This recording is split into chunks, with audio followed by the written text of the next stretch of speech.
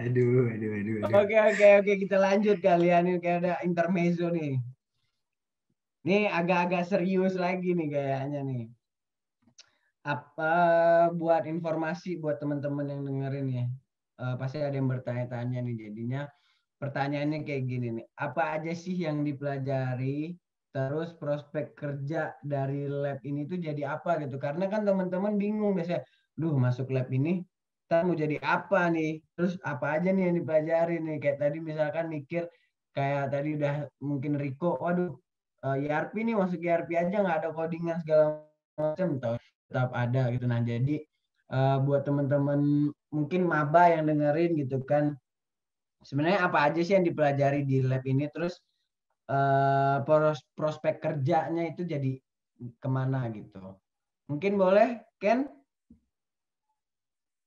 Oke, kalau di SAG sendiri sebenarnya mempelajari tentang ya EA, kan ada EA, ada perancangan. Jadi EA itu sebenarnya lebih ke perancangan arsitektur dari suatu enterprise kayak gitu sih. Jadi lebih ke blueprint dan rancangan yang apa yang harus dilakuin sama si perusahaan ke 5 tahun ke depan gitu. Jadi lebih ke perancangan gitu. Cuman kalau di perusahaan ya berarti ini kan masuknya ke high level management ya gitu kan. Kalau misalnya kita ngomongin kayak tadi lulus jadi apa gitu ya itu lebih ke jadinya jadi arsitek sih sebenarnya arsiteknya enterprise lah bisa dibilang gitu terus lebih ke arah yang sistem analis dan lain-lain gitu lebih ke arah sana sih jadi harapannya ya bisa menjadi analis lah dari suatu perusahaan itu gitu terus ada juga kan kita sempat merging jadinya kita punya rumpun ilmu baru nih dari manajemen layanan gitu kan ataupun manajemen resiko IT kayak gitu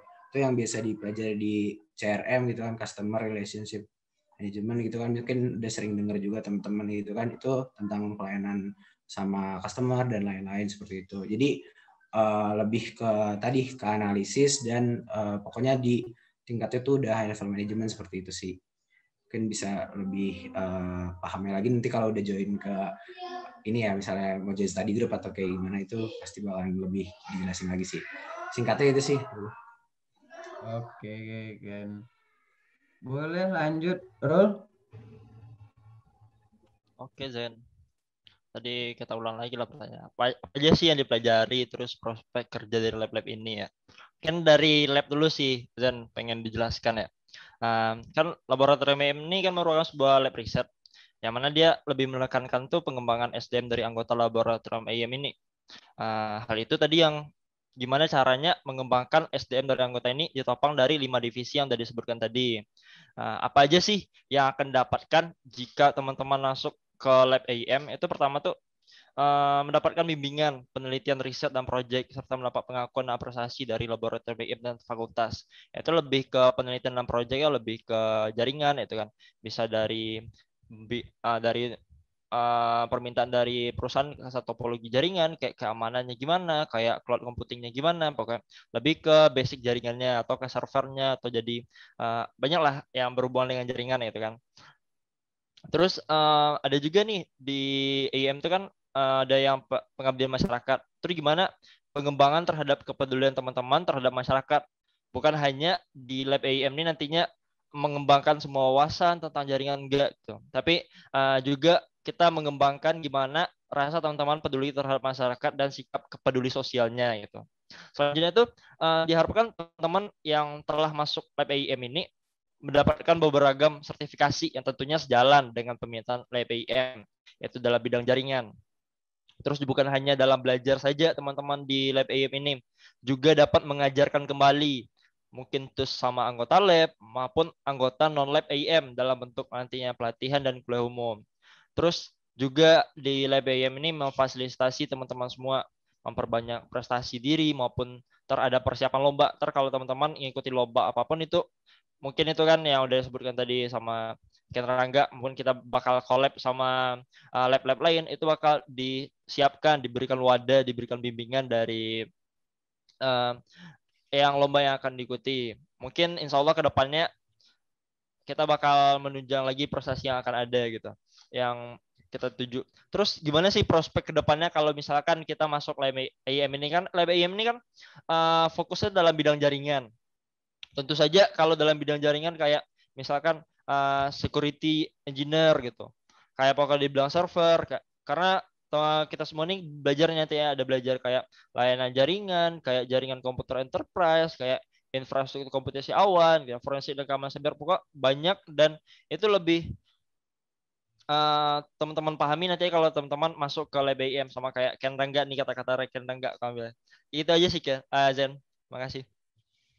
Oke, Rul. Berarti sebenarnya tentang benar-benar bagaimana arsitektur jaringan, tentang jaringan, buat program-program kerjanya gitu kan, berarti bisa ke network support, network administrator, ke network security ini.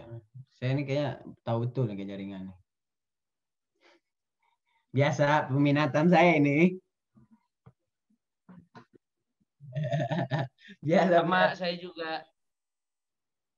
Karena kayaknya teman-teman saya ini banyak sebenarnya ini di jaringan gitu kan. Jadi aduh ikutlah gitu kayaknya kita.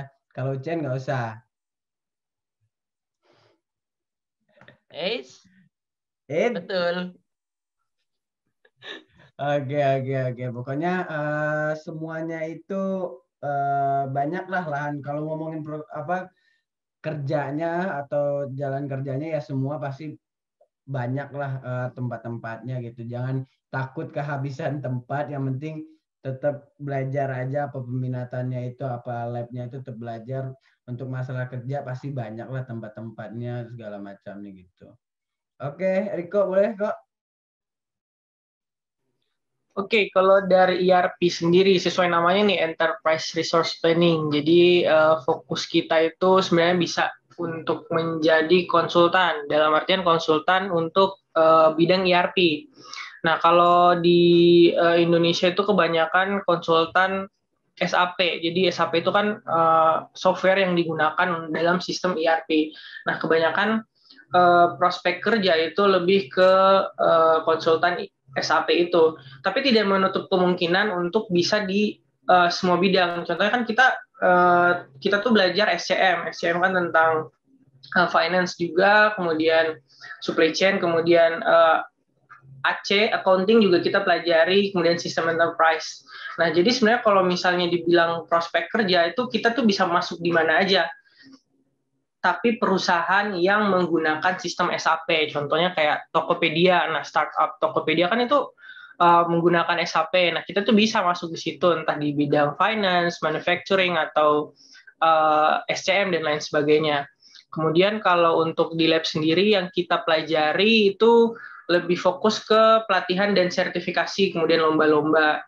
Nah, lomba biasanya kalau yang terkait ERP itu kita ada yang namanya lomba Munsun Sim. Jadi Munsun Sim itu adalah lomba yang seperti simulasi bisnis menggunakan SAP. Gimana sih caranya menggunakan SAP di industri secara langsung. Nah, kayak gitu sih kurang lebih kalau di ERP. Oke kok, nih emang berarti ERP ini nanti pasti ke depannya juga lebih banyak pastinya untuk kerjanya ya kok ya. Jadi Iya, nggak perlu benar. takut juga kan, karena orang yang takutin ini kan orang, kuliah kerja apa gitu kan. Iya. Jadi semua tuh pasti ada kerjanya, pasti lebih. Apalagi saya percaya lah teman-teman saya juga nih yang kenal-kenal juga banyak yang di ERP, ada Topik, ada Nabila, Ada gitu kan, Nabila. di 01. Jadi ya mereka pun meyakinkan gitu juga. Dulu saya pun juga, Ken pun dulu mau masuk ERP kayak ini Ken dulu nih. Oh iya, kebetulan Iya. dulu ikut rekrutasi ERP juga, cuman emang bukan rezekinya di sana ya, udahlah gitu. Ya, Kan. bilang aja Ken nggak masuk. Iya, Chen. Rezekinya di SAG kan. Rezekinya di SAG gitu. Ya pokoknya pastilah semua lab, ERP, SAG, EIM semua juga, EDE, semua pasti kerjanya banyak lah. Jadi karena yang saya alami gitu kan, teman-teman tuh kadang takut, aduh mau kerja apa, mau nanti gimana, kalah saing segala macam. Ya tempat kerja mah ada, ya kayak Ken Rangga nih kan, misalnya mau masuk ERP, tanya rezekinya di SAG, semua ada rezekinya masing-masing lah gitu kan, tenang aja nggak usah takut gitu. Bener kan? Bener banget, karena jalan menuju kesuksesan tuh bisa diraih dari banyak cara lah. Jadi santai aja. Ngeri bener nih. Kalau Ucen caranya udah susah, Ken. Pak, Tahu mungkin nih. mungkin belum nemu jalannya aja gitu kan. Mungkin. Iya, bisa lah. Ada jalan Doain aja, masing-masing, Dok. Chen. Doain aja Iya. teman-teman, doain aja. Siapa tahu saya jadi pro player Mobile Legend kan. Ya kan? Amin dah, dia amin aja lah. Amin. Amin ini Chen. Iya, amin tuh, Chen. Oke. Chen, lu nggak mau nanya nih, Chen? Ada sih satu. Tapi sabar, gue Hati. contekan gue dulu. Hati-hati. Kadang pertanyaannya tiba-tiba bikin terkejut nih kadang. Enggak. Ini mah serius ini mah. Kan kalian ini apa ya?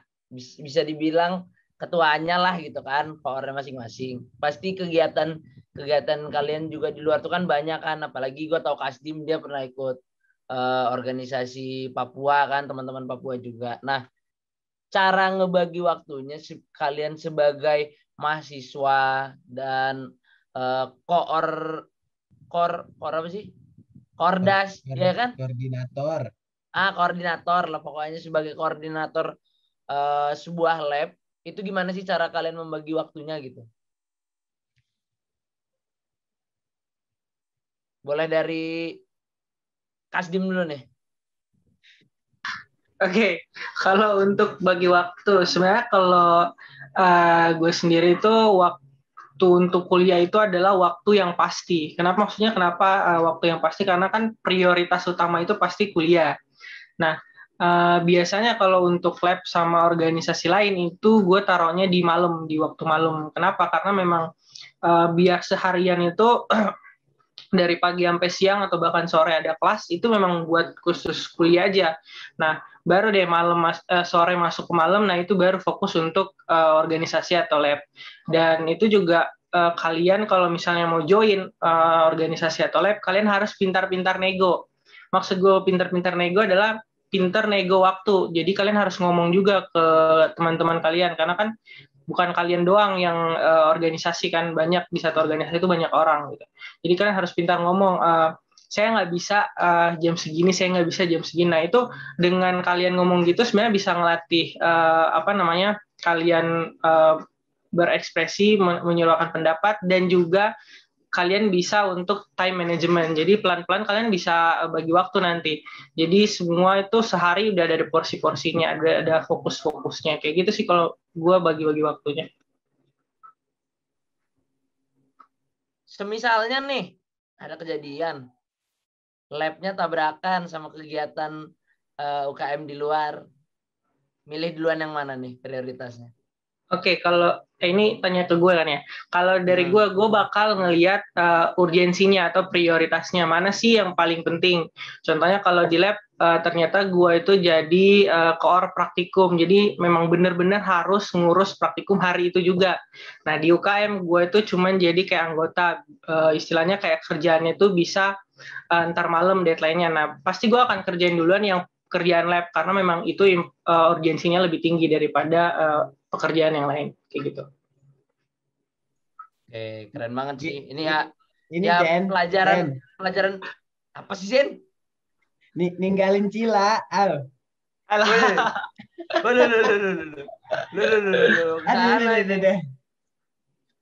Biasa satu yang membanggakan ternyata dari 01 Jen, udah ada ternyata. Ada tuh. Bener kan dia ketua sekarang kan? Punya ini. Iya, ketua sekarang kan. Punya ketua 2 daerah UKM tuh, ada Permapa, ada IMAPA. Aduh. Terus tingkatannya tingkatan kampus lagi. Kita kan nih masih tingkatan fakultas. Dia udah mah tingkatan tinggi dia.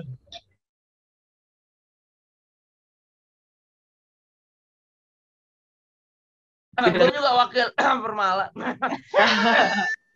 Tapi kan Isal ketuanya.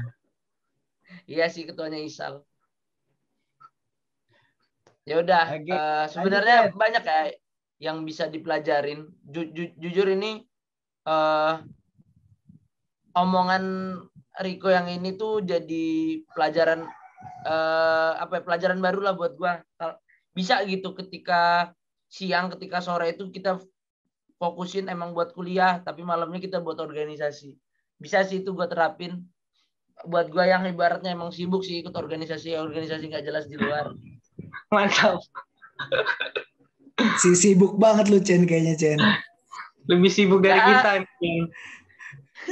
Iya gue ngerasanya gue kayak salah langkah gitu apa yang gue ambil selama ini ikut organisasinya. Semoga aja ya. Semoga iya, makanya itu semoga aja ntar ada manfaatnya lah ke depannya kan. Amin. Oke, lanjut ke Pak Harul dulu nih, banyak angong dia. Diem aja ngantuk aja. Terpesona gue dengar kata-kata lu Chen. Jadi gue tadi kan gimana Lanjut. cara bagi waktu kuliah dan lab gitu. Sama-sama kita ketahui kalau mahasiswa kan prioritasnya utama emang kuliah gitu kan. Tapi kan iya maksudnya iya. Iya maksudnya. Jadi gini Jan. Ya. Jadi gue lupa nih Jan mau bilang apa enak. Kelihatan bego gue di sini Jan. Ini apa? Prioritas mahasiswa kan kuliah. Oh ya, prioritas mahasiswa kan kuliah. Tapi kan kuliah sama lab nih bisa dibarengin. Jadi tanpa harus ada yang dikorbankan gitu. Jadi mungkin di kuliah kita nambah memperluas pengetahuan, tambah wawasan gitu kan. Sedangkan lab kan bisa jadi wadah untuk lebih memperdalam pengetahuan tadi dan wawasan tadi. Jadi ini bisa nih saling mendukung dan jalannya berbarengan gitu. Kalau untuk diri gue sendiri, kalau diri lebih ke tanggung jawab. Kalau emang udah bertanggung jawab di lab ini ya ini aja gitu. Jadi lebih fokus gitu, nggak ada yang lain-lain. Mungkin teman-teman bisa lihat saya mungkin cuma ada di lab IM, mungkin di lain nggak ada. Kayak PSI kan cuma ada Ucen. Kalau Ucen kan di mana-mana kan, PSI, MSI mana Chan? Banyak aja ya. Enggak. PSI enggak malah gue. Oh, enggak ya. Ya makanya itu aja sih, lebih ke memprioritaskan apa, mungkin lebih ke tujuan apa. Nanti kalau misalkan tentang gimana bagi waktunya itu lebih ke natural aja nanti gimananya. Soalnya dilihat tadi juga ada yang mana yang harus diprioritaskan, yang mana harus dahulukan gitu. Jadi lebih ke teman-temannya masing-masing aja nantinya. Gitu aja sih. Oke. Thank you Pak Harul. Lo ikut organisasi di luar nggak sih? Kayak UKM lain gitu? Nggak ada Jan. Cuma lab ini doang Jan. Kayak nggak tahu ya, Fahrul aja gampang sekali gitu. Chen. Oi. Lu kayak nggak tahu Fahrul aja, baru punya motor aja kemarin. Baru pergi ridingnya kemarin itu deh. Iya, Rul. Fun fact ini Rul. Sebenarnya motor lo itu motor yang dipinginin Zin waktu itu. Cuma dia harus inden sekitar 3 bulan. Jadi nggak jadi dia punya motor itu. Bohong Rul.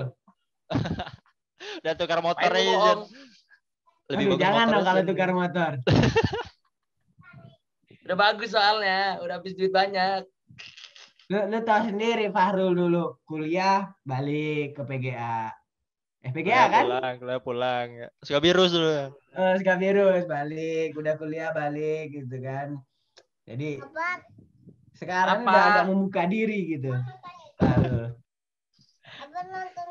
Tapi Rul, bagi waktu buat kita San Mori nanti jangan lupa lah. Aman Jan, aman. Ntar kita tukar motornya ntar Jan. Sama Isa, sama David. Oke.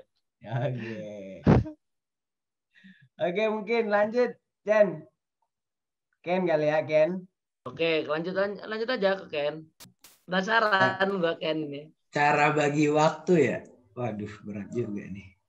Soalnya kayak ya udah gitu saya nggak. Tapi kalau misalnya gue setuju sama Riko, kuliah tuh emang jadi tujuan utama kita lah sebagai mahasiswa. Mungkin semuanya juga kayak gitu kan.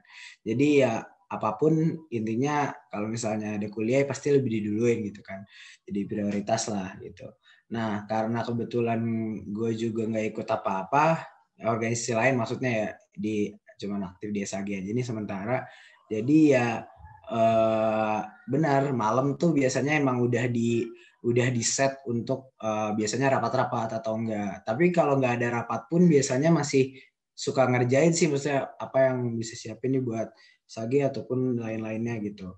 Paling itu sih, jadi kayak emang itu tuh emang harus kayak mungkin udah sering denger juga ya, kayak misalnya lu nentuin skala prioritas nih yang pakai kuadran, misalnya penting, mendesak, ya gitu-gitu tuh, itu kan sering banget tuh emang udah disampaikan, ya, pasti udah pada paham gitu. Nah itu sebenarnya itu penting gitu, tapi nggak harus lu tulis juga, tapi maksudnya dalam pola pikir lu tuh harus ada kayak gitu, misalnya lu mau naruh kegiatan lu tuh mau di mana gitu, maksudnya kayak misalnya penting mendesak kayak kuliah gitu kan, misalnya lab juga lu masukin situ juga nggak masalah kayak gitu. Terus habis itu ada yang misalnya nggak penting tapi mendesak dan kayak segala macam, itu bisa lu ukur sendiri lah, masing-masing orang tuh pasti punya skala yang beda gitu. Dan jangan lupa juga sih sebenarnya mungkin kalau yang nonton atau gimana ngelihat kayaknya kita ini kayak serius-serius banget gitu kan, tapi sebenarnya tuh ya refreshing tuh perlu banget gitu buat apa yang istilahnya ngilangin penat lah dari kebiasaan-kebiasaan yang emang kita udah lakuin gitu, karena sejatinya manusia juga pasti bakalan ada stresnya kan kalau misalnya udah capek dan segala macam. Nah itu penting juga tuh buat me time lah atau segala macam. Kalau gue sih biasanya ya tuh FIFA atau misalnya nonton Netflix ya kayak gitu tuh pasti ada gitu kan. Di sela-sela perkuliahan, organisasi lab, sama mungkin ada proyek-proyek enteng lah gitu yang bisa dikerjain. Jadi ya itu intinya kalau skala prioritas pasti setiap orang beda. Cuman kalau gue ngenekan itu sih jangan sampai lu jadi malah tersiksa sama rutinitas yang sebenarnya itu bagus gitu. Nah gimana biar lu gak tersiksa? Ya lu carilah cara biar lu refreshing dan segala macam gitu. Mungkin ketemu teman lu atau main game atau nonton, yang itu caranya masing-masing sih kayak gitu. Jangan, intinya lu harus sadar lu tuh manusia juga gitu. Jangan berasa, wih gue bisa ngerjain ini, gue bisa ngerjain itu, tapi nggak ada istirahatnya kayak gitu sih. NBA nggak disebut NBA. Iya, Cakep NBA sih. banget. NBA itu tiap pagi biasanya nonton. Kalau nggak kuliah, tapi kalau kuliah mah gue kuliah. Tapi nih Ken, kayaknya nih ada sepertinya kayaknya Ken Rangga ini udah ada kerjaan juga gitu. Udah ada kerjaan di luar gitu kan. Nah itu tuh gimana tuh baginya? Karena kan menurut saya nih kerjaan tuh kan menghasilkan uang real. Nah itu kan berarti otomatis itu lebih berat dan lebih ini gitu. Nah itu gimana tuh cara baginya tentang kerja yang benar-benar kerja yang menghasilkan uang? Karena kan kita tahu di lab pun kan kita ya kerja kan ya nggak ada uang yang besar gitu kan. Nah itu gimana tuh cara prioritaskan itu? Sebenarnya itu baru dilakuin ketika emang pertengahan corona kemarin sih. Kok pertengahan ya, akhirnya aja kita nggak tahu kapan. Pokoknya udah sekitar 4 bulanan kemarin lah gitu. Maksudnya gue sempat emang coba kerja itu, maksudnya ya kerja di field yang emang gue berasa bisa gitu kan, karena gue emang suka desain dan segala macam. Ya udah gue jadi content management di sana, terus habis itu ngurus sosmed dan segala macam. Tapi itu lebih banyak sebenarnya kerjanya tuh di depan laptop aja sih gitu. Kalau misalnya perlu sampai mandir-mandir ke kantor itu ya cuman seminggu 3 kalian lah gitu. Tapi itu benar-benar emang sebenarnya ngerasa capek. Cuman ya kayak gitu, balik lagi gimana cara pinter-pinter bagi waktu dia. Kadang gue juga saya ke kantor, kelas sambil kantor gitu. Maksud gue ya mereka juga nggak masalah gitu. Yang penting target-target gue juga tercapai gitu. Jadi mumpung online tuh menurut gue malah ngemudahin sih buat multitasking dan segala macam. Cuman itu balik lagi ke lu, kalau lu kuat ya lakuin, kalau enggak jangan dipaksa. Nah terakhir kemarin kan gue juga sempat drop tuh karena mungkin kayaknya kepaksa banget ya gitu maksudnya ngerjain. Dan itu tuh emang kita kan lagi kemarin ngurusin SSG study grupnya tuh punya struktur baru anak-anak 2019 gitu kan, yang nantinya bakal nerusin angkatan gue. Itu tuh lagi ngurusin itu banget gitu. Jadi pas paginya kerja sampai sore balik-balik rapat lagi dan segala macam, ya udah makin dah kayak gitu kan, kira drop. Artinya jangan lupa jadi manusia lah, lo juga perlu istirahat dan refreshing kayak gitu, makanya tadi intinya gue. Kayaknya sih ya, kayaknya ini. Betul, Chen. Kayaknya gua deh manusia yang terlalu banyak refreshing. Nah, itu juga tuh maksudnya harus dibalancein, Chen. Lo ngedrop apaan, Ken? Ngedrop maksudnya badannya sampai sakit kan kemarin. Ya, Gua kira ngedrop matkul. Jangan sampai lah. Aduh. Iya, jangan sampai ya teman-teman ya. Ya, jangan sampai teman-teman semua yang nonton. Pokoknya semangat, kuliahnya udah mahal. Jangan sampai kayak Ucen ya teman-teman. Jangan dijelasin, Den. Malu gue. Aduh. Berarti sukses lah Ken ya buat yaumi.id nih. Ya, amin sama. Amin. Ya intinya mah semangat aja lah semuanya nih, mantep. Oke, oke, Lanjut. oke. Lanjut kali ini, Chen ya. Lanjut pertanyaan kali. Lanjut, Jen. Oke. Tadi mungkin ada yang kelewat nih sedikit lah ke teman-teman nih. Sebenarnya kan kalian nih sebagai ya pemimpin-pemimpin baru lah di lab gitu. Nah, terus sebenarnya apa budaya yang mau kalian bawa nih ke lab, sebenarnya budaya apa, entah itu seperti profesional atau kekeluargaan. Nah, jadi di zaman kalian sekarang ini budaya apa gitu yang pengen kalian terapkan di lab gitu. Boleh dari Farul?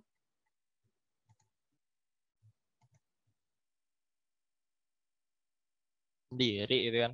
Karena IM ini kan satu kesatuan juga dulu dari Sisjar. Jadi ada sekarang Sisjar karena praktikum, IM dari riset. Jadi budayanya itu emang udah mendarah daging gitu, budaya kedisiplinan gitu kan. Disiplin dalam hal waktu, dalam hal timeline kerja atau semuanya gitu. Jadi budaya kalau di IM itu sendiri masih tetap sama seperti dulu, itu budaya disiplinan. Tapi kalau misalkan dari profesional kah atau kekeluargaan kah, itu mungkin dari lebih ke opsionalnya gimana caranya. Misalkan kalau misalkan dari program kerja harus dilaksanakan, itu kami lebih bertindak seperti budaya profesional gitu. Pak, tapi apabila kalau misalkan rapat atau ngomongin satu hal gitu, itu lebih ke kekeluargaan karena kita juga ingin menjadikan lab ini jadi sebuah tempat keluarga juga bagi anggota-anggota lainnya. Itu aja sih, Zan. Oke, Rul, thank you. Oke, lanjut Ken, gimana? Jen, gue mau nanya dulu Oh, nih. Rol, tapi emang ini ya Rol ya? Emang salah satu kriteria masuk si Sisjar itu emang mukanya harus serem ya? Atau galak gitu nggak? Apa tuh? Lu cocok sih, Chen. Lupa aja. Iya, Cocok. otak gua nggak cocok di sana, boy. Lanjut. Ken, lanjut Ken. Kekeluargaan atau profesional ya tadi ya dibilangnya. Sebenarnya kalau emang di lab mah lebih ke bentar ada motor anjir. Nah, oke. Kalau dibilang secara apa tadi kekeluargaan sama profesionalitas ya. Sebenarnya lebih kekeluargaannya sih gitu. Soalnya kan kita di lab juga kalau emang onsite tuh jadi merasa punya tempat kedua lah gitu setelah kosan ya. Jadi di situ bener-bener jadi ada lingkungan yang positif dan segala macam juga bisa bisa apa ya bertukar pikiran dan bercerita juga gitu kan. Jadi emang lebih kekeluargaan karena itu dia biar kita juga nantinya kerja dan kerjain semua yang ada dalam proker kayak gitu tuh lebih gampang lah, maksudnya lebih enak dan saling udah paham satu sama lain sih, lebih ke situ. Cuman tidak menghilangkan itu juga sih, maksudnya sisi profesionalnya juga jangan sampai hilang gitu. Maksudnya kalau misalnya urusan kerja sama urusan nongkrong kan mungkin agak berbeda kayak gitu kan. Kalau misalnya dibilang itu lebih ke keluargaan sih. Gitu. oke, Ken. Riko gimana, Bu? Buat Kalau kekeluargaan dari ERP itu dari dulu sebenarnya udah terkenal sama kekeluargaannya. Itu dari angkatan berapa tuh? Angkatan dulu-dulu lah itu udah terkenal sama kekeluargaannya. Nah, kalau sekarang itu di kepengurusan gue sama Yuda itu lebih ke santuy tapi serius. Maksudnya apa? Jadi kita tetap santai, tetap kekeluargaan, tapi tetap profesional juga. Maksudnya profesional itu artinya ketika kita ada kerjaan, contohnya kayak praktikum atau event dikasih PJ-an, gawean lah, itu kita kerjanya harus profesional, harus semaksimal mungkin lah. Nah, keluar dari forum itu biasanya kita tetap ke keluarganya jalan, kayak makan bareng kayak atau ngobrol-ngobrol, sharing. Nah, itu pasti tetap jalan tuh. Pokoknya nggak akan mati lah sih kekeluargaan sama profesional tuh tetap harus jalan bareng. Makanya kita bilangnya santuy tapi tetap serius. Kayak gitu sih di RP. Oke, thank you kok. Nah, jadi sebenarnya tuh inilah ada mungkin ya kekeluargaan, ada profesionalitas. Kadang emang inilah berarti kan menentukan mana yang emang harus kita ambil kekeluargaan, mana yang harus kita jalani dengan profesionalitas gitu kan. Mungkin ya kalau ke sesuatu yang emang harus benar-benar kita lakukan, ya paling ya emang profesionalitas gitu. Karena kan di lab kan bukan sekedar kita masuk tiba-tiba apa segala macam, nah tapi itu profesionalitas bagaimana gitu. Jadi ya pasti ada lah kekeluargaan profesionalitas di dalam 1-2 hal itu pasti ada gitu. Berarti mungkin ada pertanyaan, Jen? Sebenarnya kalau menurut gue ya sama lah, udah jawaban setiap organisasi itu pasti kekeluargaan atau ada yang profesionalitas itu juga banyak lah yang kayak gitu. Jadi menurut gue tetap diratin lagi rasa kekeluargaan dan profesionalitasnya setiap setiap lab, karena cuma nyari ilmu, kita tuh di sini juga nyari keluarga gitu kan. Jadi penting banget rasa merangkul atau rasa kekeluargaan itu tuh benar-benar ada dalam sebuah lab. Aduh, udah komat lagi, aku sholat dulu. Enggak sih. Tapi sih kayaknya nggak ada nih mau berkeluarga sama Ucen nih kayaknya. Ya siapa yang mau berkeluarga sama Ucen silakan langsung di komen aja deh di YouTube ya yang mau berkeluarga sama Ucen. Siapa tahu ada Cen. Iyalah bener lah. Yang mau makan aja dulu. Ada itu mah, Ada lah. Ada lah, aduh, lu jangan gitu dong. Kalau Riko Kasdim kan kita tahu. Apa lu tahu apa lu? Selgi. Kalau Pak Harul kita juga tahu, Jen. Aduh, kalau Pak Harul mah easy kita mah, aduh. Teriakin, Jen, teriak yang kuat, Jen. Aduh, jangan. Udahlah, nih kasus percintaan ini nggak usah lah kita bawa-bawa nih. Skandal. Aduh. Oke. Lanjut Jen, pertanyaan Jen. Oke, lanjut ya. Ini udah mau masuk ke pertanyaan terakhir lah gitu. Nah, mungkin agak cukup lama nih kayaknya nih kan. Nah, buat teman-teman nih, sebenarnya gimana sih? Walaupun ini masih di awal gitu kan, pasti udah ada lah kepikiran gitu, atau mungkin tentang study group sini lebih tepatnya. Gimana sih cara kalian nantinya memilih penerus di lab? Apakah ada kriteria tertentu gitu? Di study group nanti kan otomatis kan di study group akan lanjut ke lab lah secara ininya gitu, garis besarnya gitu. Nah, itu nanti tuh bagaimana gitu? Adakah kriteria harus bagaimana, atau dia harus benar-benar 100% untuk lab, nggak boleh ikut organisasi lain, atau mungkin pembagiannya harus lebih besar ke lab? Itu kriterianya gimana tuh buat teman-teman? Atau gitu? Yang ini, Jen, mukanya serem kata Pak Harul kan. Nah, gitu. Gimana gitu? Lucu-lucu gitu kan, lucu-lucu menyenangkan gitu kan. Nah, boleh Riko gimana kok untuk kriteria? Lucu-lucu menyenangkan. Kalau dari IRP sendiri tuh tidak ada kriteria yang gimana-gimana sih sebenarnya, tapi kalau misalnya untuk standar dari dulu itu ya minimal mata kuliah terkait itu minimal AB itu pasti ya, setiap lab itu pasti mata kuliah terkait dengan lab itu tuh ada minimalnya.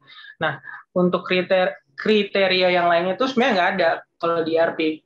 Nah, tapi kalau di IRP itu kita nyarinya orang yang mau belajar sama niat. Jadi kita tuh sebenarnya nggak butuh orang yang pintar. Kenapa? Karena memang pintar itu relatif. Kita nggak bisa ngukur ya dari mana aja. Mungkin dia pintar ngoding, tapi dia nggak pintar UI UX kayak Ken. Nah, itu kan berbeda tuh tingkat kepintarannya. Nah, makanya kalau di kita itu kita nggak nyari yang pintar, tapi yang mau belajar dan niat. Nah, nanti di IRP kan kita belajar bareng-bareng, nanti jadi bisa. Seperti itu sih kalau misalnya dari IRP. Oke, berarti semua bisa masuk, gak ada kriteria tertentu. Paling kriterianya tuh yang mau belajar berarti ya kok ya. Yang mau belajar, nanti tuh diseleksinya tuh baru ketat tuh. Nah, lihat yang benar-benar mana. Yang niat-niat belajarnya dulu lah berarti ya yang paling Nah, utama. iya gitu. benar. Oke, Benar. lanjut mungkin ke Fahrul. Oke, Zen. Kalau buat kriteria kedepannya, paling itu kan ya dilihat dari misalkan nih dari Kordas apa, Kordas IM kah dia nanti ke depannya atau Kordas praktikum kan. Kalau Kordas praktikum kan tentulah yang lebih memahami tentang praktikumnya. Mungkin dari benar juga kata Riko tadi, mungkin nilai lebih tinggi atau lebih paham, lebih expert di bidang tersebut. Kalau misalkan dari Kordas IM, mungkin mereka lebih bisa mengayomi teman-temannya gimana cara komunikasi sama teman-teman lain, gimana dia bisa didengar sama teman-teman lain gitu. Mungkin untuk kriteria nanti hampir sama lah. Mungkin kita lihat dari potensinya. Kalau potensi sangat besar bisa mendahului, bisa melebihi pendahulunya tuh mungkin itu sih nanti dilihat. Oke, kayak ini banyak nih kalau dari Lab IM sendiri nih. Susah sih pilihnya nanti nih buat jadi korda selanjutnya. Itu aja sih, Zan.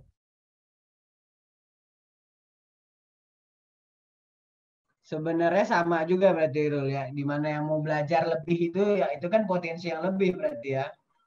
Iya benar. Sama sih.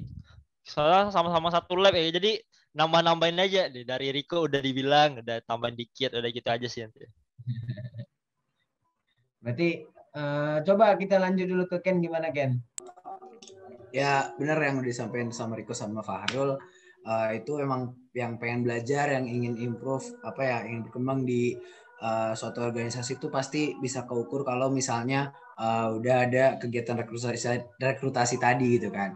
Maksudnya kita bisa ngasih tahu lah, misalnya yang diterima adalah yang mau belajar dan segala macam gitu. Tapi tolak ukurnya apa? Tolak ukurnya dari rekrutasi itu sendiri sebenarnya bisa kelihatan gitu kan. Tapi kalau misalnya mereka dia ngejalaninnya niat, jalaninnya nggak ada malas-malasan, itu pasti bakalan gampang lah untuk bergabung lah seperti itu. Terus kalau dari sisi asisten lab ya, kayak kalau praktikum udah jelas tuh ada nilai mata kuliah terkait yang AB tadi Riko bilang juga. Kalau dari lab sih kayaknya poin tambahannya paling emang si anak nih harus punya ini dulu sih sebenarnya, harus punya mimpi dan tujuan gitu. Nanti di SAG itu mau jadi apa dan mau menjadikan SAG itu seperti apa gitu sebenarnya. Ini sebenarnya bukan kayak cuman nggak harus mimpi yang kayak jauh banget segala macam. Cuman dia udah tahu arah yang harus dia kerjain apa ke depannya gitu. Kayak pasti kan ada penugasan waktu rekrutasi itu nanti mau di mana dan segala macam, itu tuh penting banget kita sebagai panitia rekrutasinya bisa mengukur, oh dia tuh ternyata kompeten di bidang ini dan bakal niat di bidang ini nih. Jadi nantinya setelah dia bergabung, jadi bakalan sesuai sama apa yang mereka targetin dari awal gitu. Jadi intinya harus punya target dulu sih apa-apa gitu. Semua kan berawal dari niat kan. Kalau dia niatnya udah bagus, pasti kedepannya bakal gampang kayak gitu sih. Tambahan. Oke Ken, berarti intinya sebenarnya nggak ada kriteria udah harus expert dalam misalkan dalam jaringan, dalam UI UX segala macam tuh nggak ada berarti ya. Sebenarnya emang khusus benar-benar yang mau niat untuk belajar berarti ya, nggak ada. Karena kan tujuannya juga ngewadahin gitu. Ngewadahin buat berarti bersama lah. Berarti teman-teman yang lagi dengerin segala macam tuh peluangnya berarti semua peluang sama lah ya. Peluang sama berarti tinggal yang membedakan niat dan mau belajar itu berarti tinggal yang membedakan gitu. Oke. Gimana Jen? Kalau Chen bikin lab kayaknya yang diterima harus yang good looking ya Chen. Wih, good looking tiap orang kan beda-beda, perspektif orang beda-beda kan. Udah. Tapi ketuanya good looking juga dong Chen. Yo, ya pastinya gua. Iya. Kan lab lu gue bilang tadi. Iya, makanya itu. Paling cukup sih dari gua. Dan lanjut aja pertanyaannya. Keren-keren sih jawabannya. Oke. Ini agak-agak hati-hati nih kayaknya jawabannya nih, agak hati-hati nih. Ini pertanyaan agak-agak sedikit. Ini nih kayak jawabannya agak hati-hati nih. Gimana sih cara kalian nih mengatasi kebijakan kampus yang selalu berubah-ubah gitu? Nah, kadang kan kita tahu nih kebijakan kampus tiba-tiba ada dibagi dua, terus tiba-tiba ada study group, tiba-tiba ada yang apalah, nah gitu kan pasti kemarin kayaknya lihat pusing nih kayak Riko, Fahrul, kayaknya agak pusing nih kan ngatur ini apa segala macam. Nah itu kira-kira gimana tuh menanggapi kebijakan yang sering berubah-ubah nih? Boleh mungkin Ken, boleh Ken?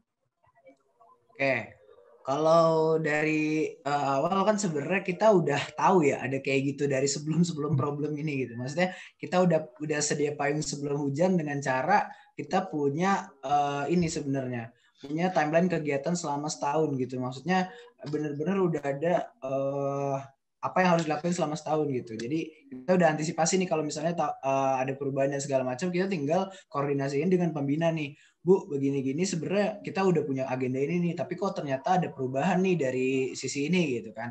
Nah, ini enaknya gimana? Nah, itu biar bisa didiskusiin. Sebenarnya awalnya seperti itu karena itu kan antisipasi di awal ya kan. Kita yang penting punya planning dulu segala macam kita sampein, ternyata berubah, tinggal bisa didiskusiin. Cuman kemarin itu kan emang bener-bener kalau tadi Zen sempat mention study group juga itu kan sebenarnya konsepnya yang mau diterima di study groupnya SAG jadi generasi yang baru itu kan 30 orang ya sebenarnya. Sedikit bocoran aja gitu. Terus tiba-tiba ada regulasi yang semuanya harus wajib study group gitu kan. Nah, oke, kita akhirnya terima aja sih sebenarnya sama regulasinya, tapi kita bukan menjadikan kayak sebenarnya kesel atau enggak sih sebenarnya, tapi kita mikirnya gimana caranya mereka ngewadahin gimana caranya kita ngewadahin si 200 orang ini gitu. Kita berarti harus sebagai yang ngordinirnya ini harus ngewadahin mereka nih, jangan sampai mereka jadi nggak jadi apa-apa nih. Tapi kalau misalnya kita udah ngewadahin dan ternyata merekanya juga kurang peduli atau kayak gimana, mungkin punya prioritas masing-masing dan kesibukan masing-masing, gue nggak masalah gitu. Cuman yang penting kita udah ngewadahin dulu, nanti urusan mereka ikut atau enggaknya itu belakangan gitu. Nah, kebetulan SAG itu kemarin langsung bertransformasi, jadi di study groupnya sendiri langsung ada 2 bidang. Ada bidang struktur sama non-struktur. Nah, kalau struktur ini pastinya mewadahi kegiatan-kegiatannya gitu kan. Karena ada divisi ARD, ada divisi media, ada divisi relasi, sama divisi akademiknya gitu. Nah, cuman yang di non-struktur ini tuh emang kita mau ngewadahin semuanya keseluruhan. Kalau lu udah join struktur, dulu juga boleh nih join kegiatan non-struktur. Nah, sebenarnya kegiatan non-struktur itu ada 3 di tahun ini. Nggak tahu di tahun depan nantinya insya Allah bakalan nambah mungkin kalau ketuanya baru dari study group. Nah, yang pertama itu kita punya SAG podcast team nih. Kebetulan kan ini kan lagi podcast nih. Kebetulan kita kayaknya secara langsung collab juga gitu. Kita SAG punya SAG podcast team di Spotify namanya Broadcast nggak ada huruf A-nya tapi BRODCAS. Nah, gitu kan. Jadi kayak Broadcast itu yang ngegagas dari podcast team. Terus yang kedua kita punya SAG Entrepreneur gitu kan untuk ngurusin merchandise dan lain-lain yang bisa menghasilkan uang lah buat SAG gitu. Cuman orientasinya nggak ke sana sebenarnya, ini buat melatih jiwa bisnisnya anak-anak dari study group seperti itu. Terus yang selanjutnya ada SAG UX Club. Mungkin kalau UX Club ini benar-benar kita sistemnya kita bikin umum, tapi kalau untuk pengurus-pengurusnya dari SAG juga. Tapi ini ada di Line Square juga, siapa tahu yang dengar mau join dan pengen tahu juga tentang UI UX, itu kita punya SAG UX Club di Line Open Chat, tinggal cari aja, bisa join kok, semua bisa join gitu. Jadi wadah-wadah yang seperti itu yang menjadi apa ya, istilahnya tameng kita nih buat regulasi-regulasi kayak gitu. Jadi kita mikirnya lebih ke perspektif, oh ya udah kita ikutin tapi kita punya antisipasi dan solusinya, seperti itu sih Jen. Oke, Ken. Berarti agak ribet sebenarnya ya, tapi ya udah diterima saja lah gitu kan. Ya sebenarnya emang berat banget itu, anak-anak sampai kayak, wah gila serius lu kayak gini-gini, kita nge-manage 30 orang aja masih kayak gimana gitu. Ya kita nggak bisa juga melawan apa ya peraturan kayak gitu, maksudnya kita ya udah kita ikut gitu kan, karena kita masih dalam satu naungan, satu jurusan gitu istilahnya kan, satu prodi gitu, ya udah jadi kita masih nurut gitu lah sama regulasinya. Gitu. Oke, lanjut ke Riko, gimana kok? Oke, untuk perubahan secara tiba-tiba ya. Nah, itu sebenarnya tahun ini kayak yang dibilang tuh dipecah 2. Itu sebenarnya menurut gue pribadi tuh agak sulit. Kenapa? Karena memang kalau di ERP itu dulunya digabung. Kenapa digabung? Karena memang banyak kerjaan-kerjaan di ERP, banyak tanggung jawab.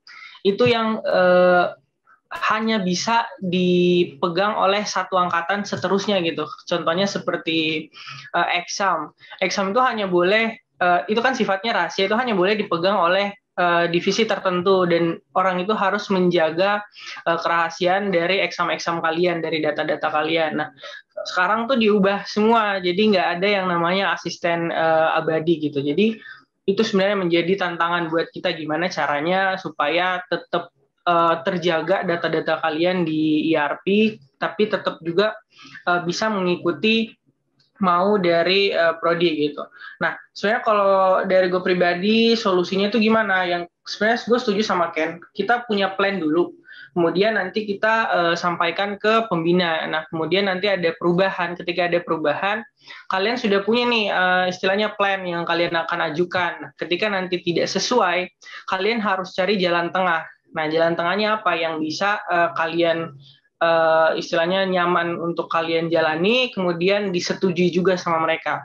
Jadi kalau menurut gue, saran dari gue, jangan terima semuanya, jangan terima semua mau mereka, maksudnya ketentuan mereka tuh jangan semua kalian mau. Kalian bisa untuk nego, tapi nego dalam artian kalian ngasih solusi gitu. Jadi jangan semuanya diiyain tuh jangan. Kayak gitu sih kalau dari gue. Oke, kok. Mungkin lanjut dulu ke Farul, gimana Rul menanggapi kebijakan? Oke Zen, menanggapi kebijakan yang mungkin berubah-ubah tiap tahun dari kemarin nih ya, mungkin kita perlu dari analisa dulu sih, analisa gimana sih tujuan dari fakultas buat perubahan seperti ini. Mungkin setelah kita analisa, kita tahu tujuannya, maka kita bakal bisa bikin proker yang sesuai dengan hal itu. Seperti kan kalau di AM sendiri kan ada lab riset, ada study groupnya, ada yang internalnya, ada yang praktikumnya, ada yang klub kecilnya, ada yang seklub gitu. Nah itu kayak gimana cara kita gimana sih cara menjadikannya, tujuannya apa? Misalkan kita bidang-bidangin, mungkin lab riset skopnya cuma sampai sini, mungkin lab riset ini kita batasi prokernya cuma sampai sini dan cuma ini yang bisa mereka lakukan gitu. Kita lebih ke gimana tujuan fakultas bakal kita terapkan.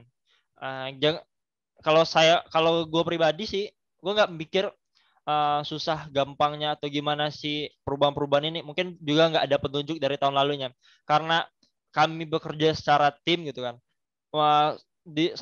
Kalau di IM sendiri tuh jabatan misal Kordas atau apapun tuh sama aja gitu. Kami tetap berusaha bermusyawarah, bermufakat gimana caranya semuanya gitu lah. Gimana bertukar pikiran semuanya. Jadi bersama kita gampang itu. Jadi gampang aja tantangan seperti ini. Kedepannya mungkin lebih susah, tapi kami bakal siap ngadapin perubahan dari fakultas gitu sih. Itu sih Jan. Oke, Rul. Berarti ada nggak sih sebenarnya kayak dari teman-teman SAG, IRP, AM gitu saling berbagi gitu antara bagaimana cara mengatasinya atau mungkin lab-lab lain gitu caranya berbagi, ada kebijakan baru misalnya itu saling berbagi gitu, sebenarnya ada nggak sih kayak gitu? Boleh dijawab siapa aja. Kalau waktu lagi pas rekrutasi jamaah itu kan kemarin kan kita bareng-bareng ya rekrutasi jamaah ya. Gue juga ada ngobrol sama Nanda Ede sih, dia bilang awalnya dia tuh dapat berita katanya SAG ngefilter orang gitu, ada yang nggak diterima. Kan bener kan kata gitu kan. Terus tiba-tiba gue ini apa namanya ngobrol sama dia, kagak diterima semua karena emang regulasinya gini. Terus akhirnya sama-sama cari cocok-cocokan aja gitu kan. Tapi perbedaannya mungkin gimana ya, gue tuh jadi takutnya aja gitu, ada yang beberapa masuk SAG jadi pelarian kayak gitu-gitu sih sebenarnya yang dibikin takut. Sementara kalau orang kan pelarian kayak dia masih agak dikit nih, kemarin pas sharing-sharing sama Nanda kayak gitu. Soalnya bener-bener kayaknya yang niat sama data tuh emang pasti orang-orang yang niat gitu kan, ya kayak masih lebih enak. Cuman bener-bener emang asiknya sih tukar pikiran gitu. Dulu sih belum ada grup-grup ini ya, belum ada grup-grup waktu masih jadi study group itu kan kita ngurus belum ada nih, tapi alhamdulillah sekarang udah ada grup koordinasinya, jadi lebih ngemudahin juga sih kayaknya. Bakal kalau ada peraturan-peraturan gitu kita bisa diskusi bersama, kita kasih solusinya juga dari masing-masing kayak gimana, kayak gitu kayak bagus sih. Mungkin Kordas perlu duduk bareng ya kita kan ya. Iya benar. Kapan main bareng ya kan. Perlu banget sih, bener asli. Mungkin tahun lalu belum ada, tahun sekarang kita bikin gitu kan ya. Apa perlu kita nanti bikin kali ya Ken? Boleh tuh. Diwadahi sama HMSI ya Jan ya. Tunggu tanggal mainnya dulu ya. Bagus banget Pak Harun. Proker baru Zel proker andalannya teman kita ya. Ketawa Ken. Kenapa Jen? Ketawa aja. Iya udah. Seru kayaknya. Anjay. Boleh tuh. Boleh tuh. Pasti Bang Andri nih. Lanjut, Jen. Oke, mungkin ini pertanyaan agak terakhir gitu tadi. Sebenarnya apa harapan buat teman-teman nih buat jurusan kita? Nggak ngomongin lab, nggak ngomongin entitas gitu. Untuk jurusan lah, untuk jurusan kita tuh harapan teman-teman sekalian itu tuh sebenarnya apa gitu dan apa yang ingin kalian iniin ke jurusan gitu. Mungkin boleh, Parul? Oke, Zen. Yang gue pribadi yang diharapkan dari jurusan ini mungkin kita kan berbeda-beda warna nih. Mungkin dari ERP warna biru, SAG. Warna apa sih? Kan SAG kan BPAD merah loh kan. Biru juga, biru juga. Biru agak muda gitu. Biru mudaan ya. Ah, AIM juga biru muda. hijau ya biru muda. IM jadi hijau gitu. Hmm. Mungkin kan karena nih lebih banyak warna di jurusan kita. Mungkin jangan dijadiin kotak-kotak gitu. Jadi kita bersama, jadi banyak-banyakin collab, banyak-banyakin ngobrol bareng-bareng. Karena bersama kita lebih bisa wujudkan impian kita bersama gitu. Jadi jangan adanya ego masing-masing gitu. Mungkin itu aja sih buat kedepannya gimana kita apanya. Kalau misalkan apa yang bakal kita dapatkan ke depannya jurusan ini, ya tergantung kalau kita udah bisa bekerja sama semuanya gitu sih. Itu sih Jan. Bahrul. Iya. Boleh, Riko gimana kok? Oke, kalau dari gue pribadi terlepas dari lab dan lain-lainnya, kan sistem informasi ini jurusan yang belum semuanya ada di setiap universitas ya. Jadi sebenarnya kalau misalnya harapan dari gue itu di Telkom University sendiri ada orang-orang dari jurusan sistem informasi yang bisa mengharumkan nama sistem informasi lah di Telkom. Nggak usah jauh-jauh dulu, di Telkom dulu. Kan kita nih istilahnya fakultas belakang ya, jangan mau kalah tuh sama fakultas depan yang udah dikenal banyak orang gitu. Contohnya ya kayak Bang Nando tuh udah dikenal tuh sampai depan. Nah, semoga kedepannya nanti bisa banyak kayak orang-orang kayak Bang Nando lah, bisa dikenal SI dari Bang Nando gitu.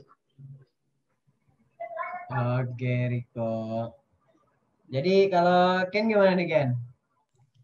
Ya harapannya sih sebenarnya pasti harapan semua anggota jurusan sistem informasi mahasiswa sistem informasi ya kayak ya itu biar bisa jadi wadah yang fasilitasi setiap mahasiswanya untuk berkembang sih. Ini kan konteksnya luas banget ya, maksudnya berkembang tuh dari sisi laboratori juga bisa, dari organisasi, komunitas dan lain-lainnya. Jadi tetap mewadahi dan akhirnya nantinya mereka juga merasa setelah lulus, gue nggak nyesel nih masuk jurusan ini. Padahal gue dulu lulus SMA gue nggak mau masuk sini nih tadinya gitu kan. Tiba-tiba pas udah lulus, gila gue udah jadi orang yang membanggakan gitu. Berkat wadah dari sistem informasi itu sendiri kayak gitu. Nah untuk menciptakannya juga pasti perlu sinergi nih yang tadi udah disempet dimention sama Fahrul juga gitu kan.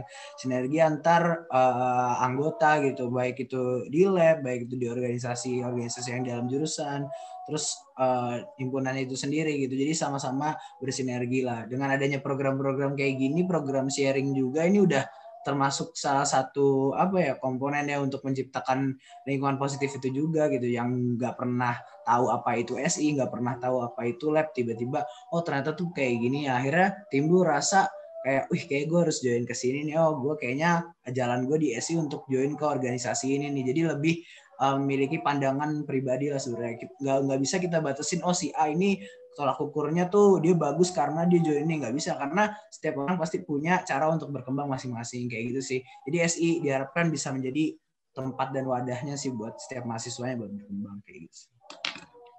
Oke, lanjut kali ini pertanyaan terakhir pribadi dari saya sendiri buat teman-teman nih sebagai pemimpin ini. Berarti pertanyaan pribadi dari saya, gimana sih menurut kalian nih? Tadi udah sempat disinggung oleh Fahrul, bagaimana kita menyelaraskan, menyatukan, mensatupadukan antar komunitas yang ada, antar organisasi gitu kan. Nah, bagaimana gitu pendapat teman-teman ketika nanti Ini agak serius dikit nih, kayaknya nggak apa-apa kali ya di pertanyaan terakhir. Dari pribadi dari saya gitu. Tentang tentang himpunan, bekerja sama dengan lab, bagaimana kerjasama itu dengan komunikasi yang lancar gitu, dengan komunitas, karena kita punya banyak komunitas gitu kan. Teman-teman lab juga ada banyak di komunitas Tenkom, di Sijura itu kan. Nah itu tuh buat dari menurut kalian gitu, buat kerjasama seperti itu untuk dari himpunan ke lab, dari lab ke komunitas lain. Nah itu tuh sebenarnya harus lebih dikembangkan, harus lebih diperbaiki itu, atau bagaimana gitu pendapat kalian gitu. Mungkin boleh ke Riko.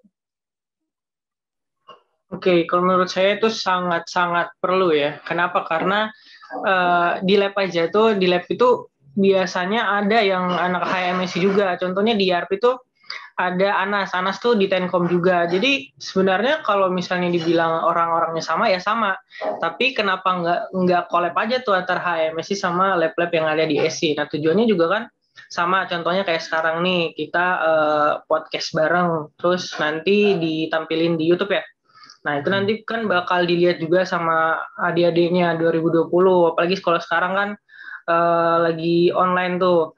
Nah, biasanya kan kalau misalnya HMS itu kita ngelihatnya di kampus pakai jaket ya. Pakai jaket, oh itu Cian tuh HMS itu, anak SI itu. Nah, kalau sekarang gimana? Kita nggak bisa saling lihat. Nah, caranya itu kayak gini sekarang. Jadi biar mereka saling kenal, ada apa aja di SI, ada apa aja di FRI.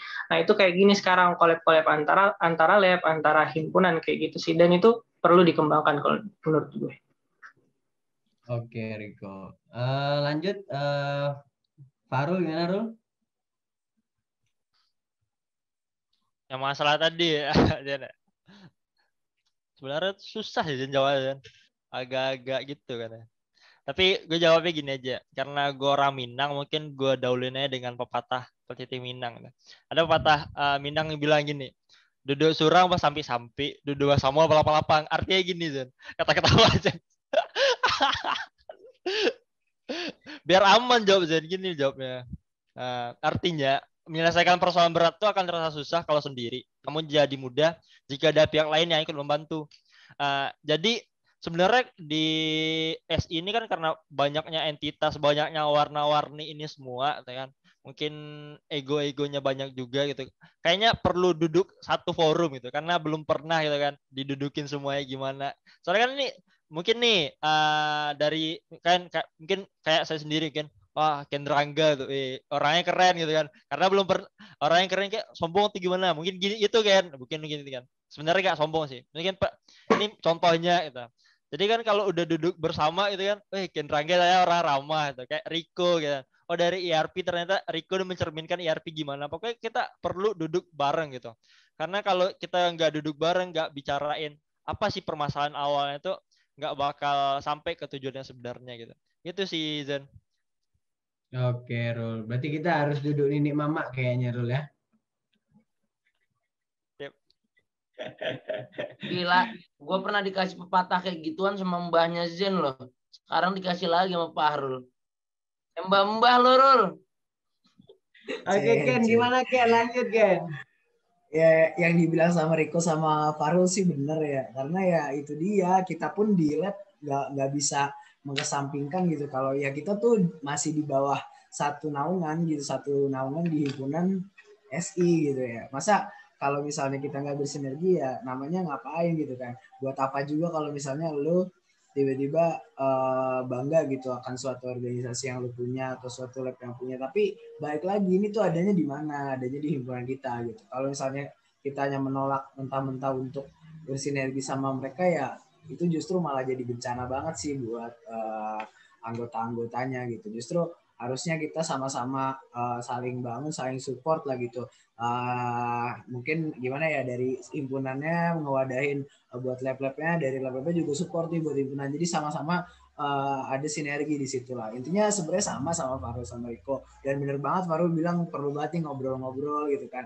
Mungkin dari sisi setiap lab masing-masing gitu kan. Mungkin karena semua tuh isi kepala orang beda-beda gitu. Siapa tahu ada yang mau nyampein hal-hal yang emang selama ini jadi keresahan mereka itu bagus banget. Kayak gitu sih paling singkatnya ya kurang lebih sama sih. Jadi setuju banget kalau misalnya nanti ada pertemuan rame-rame dan lain-lain karena kita perlu itu sih sebenarnya. Lagi wadahnya kan lewat Zoom meeting dan segala macam semua orang di mana aja kapan aja bisa lah menurut gue gitu.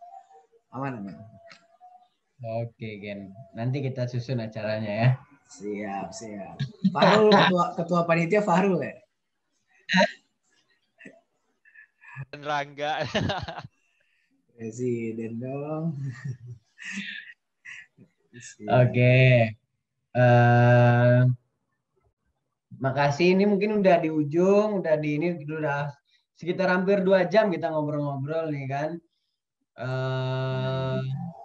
Banyak yang bisa kita ambil, banyak nih buat teman-teman di rumah banyak gitu kan. Pokoknya banyaklah yang bisa dimanfaatkan buat teman-teman di rumah, buat teman-teman jadi landasan buat masuk lab. Nah, salam juga nih buat teman-teman, buat Riko, salam juga ke Yuda, ke teman-teman lab. Sehat-sehat. Siap. Kesehatan buat Ken, salam juga buat ke Ilham, buat ke Adam, buat ke Anto. Enggak, jangan sehat. ke Adam, jangan ke Adam. Siap. Jangan ke Adam. Jangan ke Adam Adam. Adam Kencana, Cen. Oh ya, Adam Kencana boleh. Oke. Salam juga. Ada Mas Tacala jangan. Buat teman-teman di SAG juga, ya banyak lah itu teman-teman di ini. Semoga ingatkan, semoga sehat-sehat selalu. Juga ke Fahrul, salam juga ke Maulana, ke koordinator praktikum sekarang kan. Semoga sehat-sehat terus, semoga tetap semangat gitu. Paling gitu aja ya Jen. Apa ada tambahan lagi Jen? Dari gue cukup sih. Mungkin ya benar sih Zen, siapa tahu itu bisa dijadiin broker gitu kan buat duduk bareng sama koordinator lab begitu. Masukan buat Zen aja sih itu mah. Kayaknya udah kita bahas Ken ya. Nggak tahu nih Fahrul lagi sibuk nih belum bisa ngobrol kayaknya.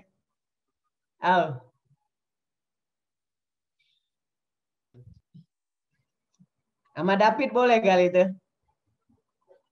Ntar tinggal tarik-tarikin aja ya. Oke. Mungkin itu aja lah. Ini kayak udah 2 jam nih, udah banyak. Pokoknya terima kasih buat teman-teman lab. Sukses terus, lancar ke depannya semuanya, nggak ada masalah.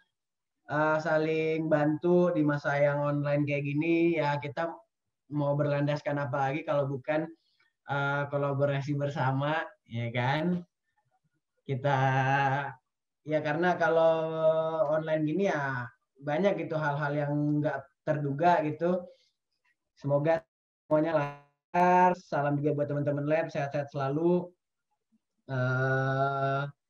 Mungkin kita cukupkan ya Chen ya. Ya Jen, cukup aja Jen. Udah sore juga kan. Udah sore, terima kasih. Tahu ada mau nepe gitu kan. Pokoknya terima kasih sebesar-besarnya buat teman-teman udah ngeluangin waktu nih 2 jam cukup lama gitu. Semoga kita bisa berkumpul bersama secepatnya di Bandung, duduk dalam satu ruangan, ambil banyak informasi, banyak manfaat buat semuanya ke depannya bagaimana. Semoga, amin. Oke, sehat-sehat. Kita tutup podcast ini. Assalamualaikum warahmatullahi wabarakatuh. Waalaikumsalam. Waalaikumsalam warahmatullahi wabarakatuh. Dadah. Thank you.